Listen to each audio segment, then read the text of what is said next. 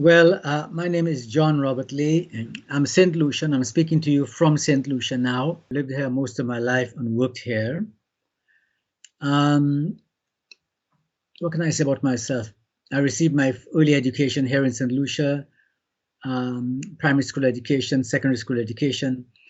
I went to university at the University of the West Indies in Barbados, Cave Hill, and also at Mona, Jamaica. And I got degrees I did a sort of general degree, English and French literature, history, sociology, and so on. I was very involved, I have been very involved in theater, certainly creative writing, media. I've been a broadcaster, radio and television. I've done a lot of, I like the interview format.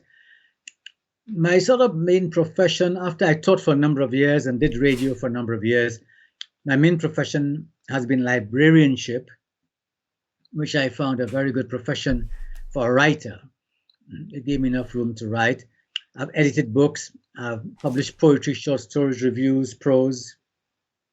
I'm also very involved with the Christian faith. I'm a Baptist elder and preacher and teacher for many years, almost 40 years I've been doing this. So I'm very involved with the Christian faith. Maybe just a quick note, my Christian faith, I certainly have no interest in a kind of dogmatic, theocratic kind of faith that's happening in the United States these days. I believe in liberal democracy. I think people should be free to make their own choice about whatever they want to make. I certainly don't try to impose my faith on anybody. My biblical Christian faith informs my writing and what I do. But I say everyone has a right to choose to believe or not believe whatever they want to believe, any religion they want, whatever. I mention this because my faith is important to me. But as I say, I don't make any big dogmatic show of it. At present, I'm retired now from my library job. I live and work at home, and my work's mainly doing writing, reviewing. I just had a new book accepted by my publisher in the United Kingdom, People Tree Press, called Belmont Portfolio. And even as you spoke to me, as I was preparing for this interview, I'm working on a new manuscript called After Poem Psalms. But there again, I'm applying, if you're on my biblical Christian view, very much to the world. What's happening in the States with the whole Trump thing going on there, the autocracies, what's happening in Ukraine, what's happening in the cities of our world, all the sort of increasing crime and violence and discriminations. And certainly my poems speak against racism. As a black man, you know, at home in St. Lucia, I'm sure you know this too, I have a name. When I get on a plane to go to the United Kingdom or US, I become a black man. And certainly, as someone who came under colonialism in my growing up years, I'm aware of the ills of colonialism and all that's been done. Being a British colonial like yourself, I believe Nigerian, you have known, I guess, maybe British colonialism. So I bring my faith and my thinking to bear onto all these things. I don't live in a sort of bubble and ignore discrimination, George Floyd, what's happening now with the Trump movement in America. In fact, all over the world, in Italy where you are, the whole rise of the far right everywhere. So I think as a writer, I must be aware and conscious of these things. And these things are dealt with in my poetry, in my writing, you see?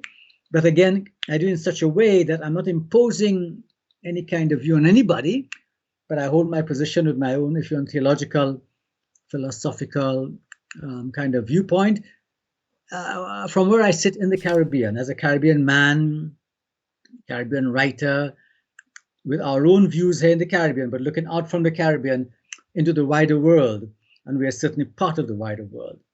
So in a nutshell, that sort of sums up where I'm coming from. I hope I've given you and your viewers a bit of an idea of my own sort of point of view, as it were, of these things. Liberal democracy, instance, political kind of view, religious reform theology in terms of Christian theology. But again, I say even there, I have no interest I'm interested in church history and Christian history of other religions, you know. Also, I'm interested in what other religions have to say. But I have no interest in any kind of dogmatic attacking or whatever other people. Everyone is free to hold whatever views they want on anything, as long as they allow me or obey room to hold my own view. That's why I say I believe in liberal democracy. You hold your own, you have mine.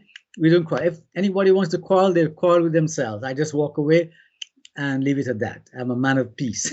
I love that. I Right. really love that. Thank you so much for that.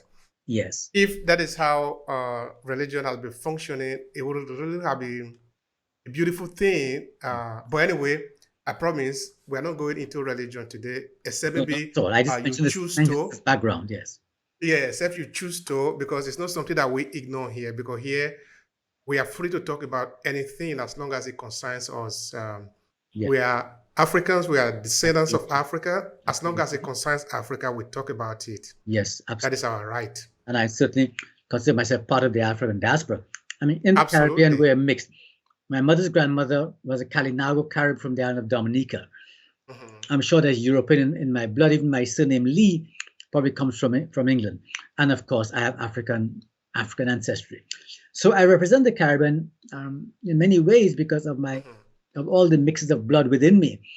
But of course, I stand on the world stage as a black man because the world sees me. I see myself a Caribbean man, but the world, once I step into Europe or UK or USA, I'm a black man fine.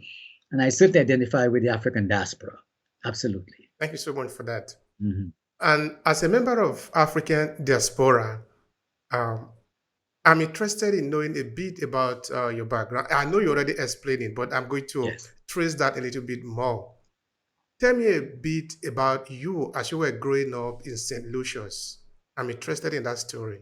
Well, what can I say? I'm 74, which gives you some idea of my generation.